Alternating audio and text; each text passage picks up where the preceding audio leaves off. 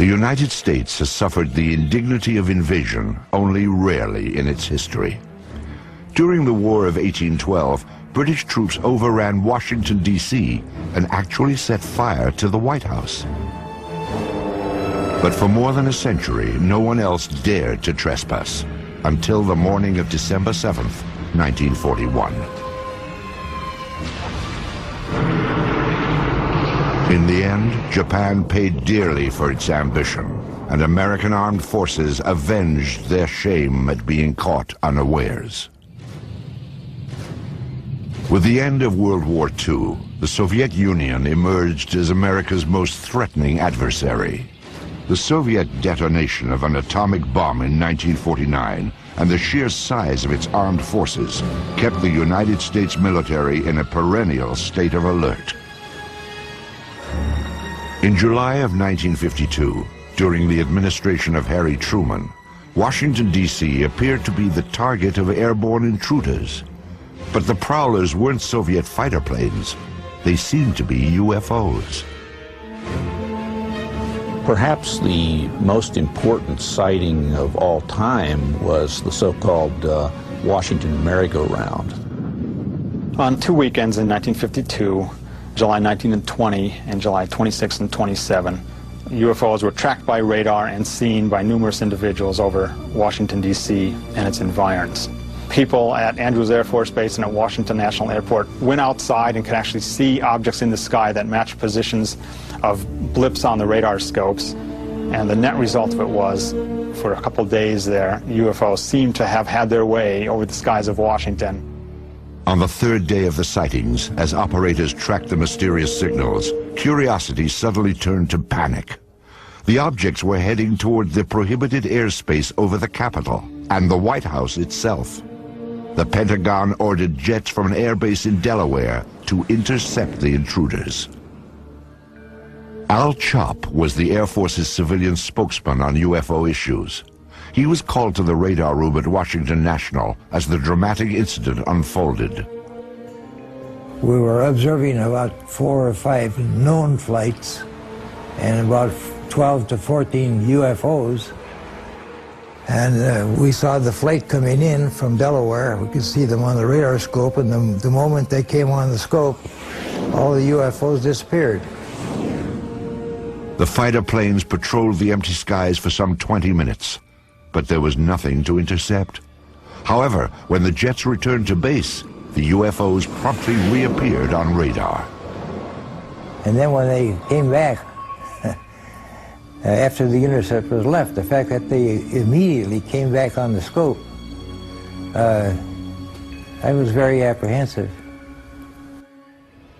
Again, jets were sent aloft.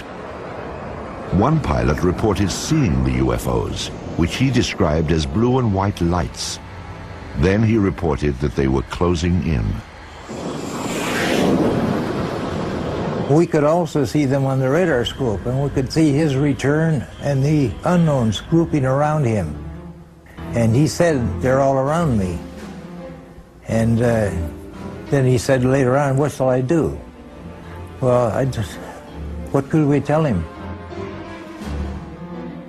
After a few minutes, the UFOs pulled back and then disappeared. The standoff was over. However, the extended episode had stunned the nation. That sighting has never been adequately explained.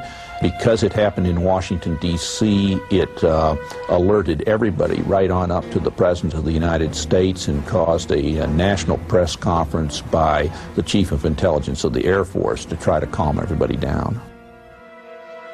We have received and analyzed between 1,000 and 2,000 reports that have come to us from all kinds of sources.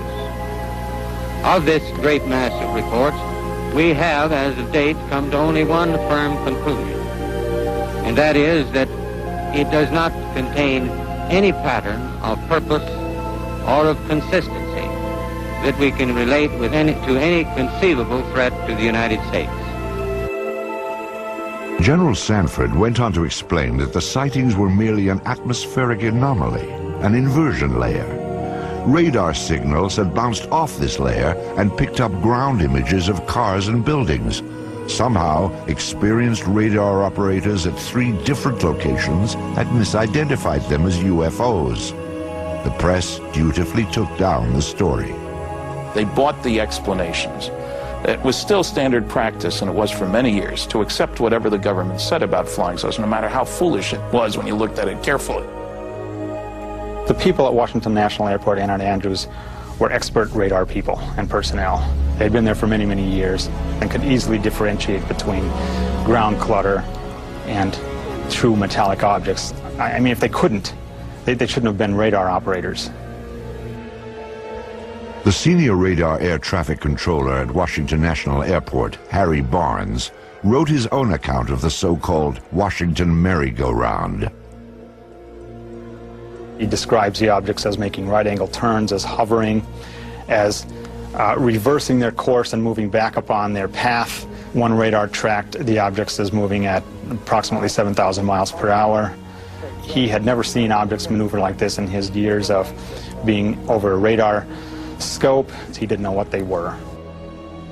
There were a few others who did not believe the objects were simply a product of unusual weather conditions. At that time, I was convinced that these things were interplanetary machines of some kind, mainly because of what happened that night in the radar room at Washington National Airport. I'm convinced that those objects were real. We don't know what they are, and we don't know where they come from, but they are there. Of course, it's entirely possible that the military didn't really believe its own explanation of the UFOs. No fighters could catch up with these things, and they outmaneuvered the best that the military had to throw at them. Obviously, the people who were in charge of Air Force projects and Air Force intelligence at this time were not idiots. They were very, very smart people, as they are today. And I think they probably thought, once they appeared on Washington, oh my God, this is the holiest of holies. Now they're hovering around the White House and the Capitol. What can we do? Well, the answer turned out to be that they could do absolutely nothing. But it probably had to provoke a whole lot of consternation in the official quarters. But I can't believe that they wouldn't have been interested in, at some level, trying to find out what is going on. It's a national defense concern.